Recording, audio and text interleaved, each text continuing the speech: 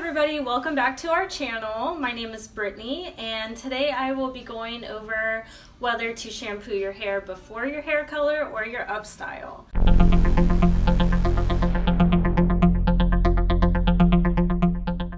So, one of the biggest misconceptions before you come in to get your color is that hair color will take better when your hair is like dirty.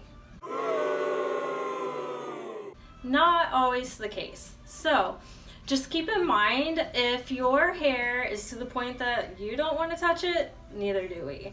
So very important. So you can shampoo your hair like maybe 2 or 3 days before you come in. Then that way you have a little bit of oil to help counteract any kind of itching or whatever might occur. Especially if you're having like an on-scalp lightening service, you can have a little bit of oil.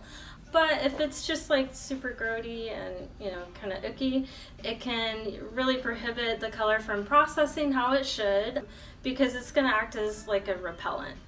So same thing kind of goes with your up style too.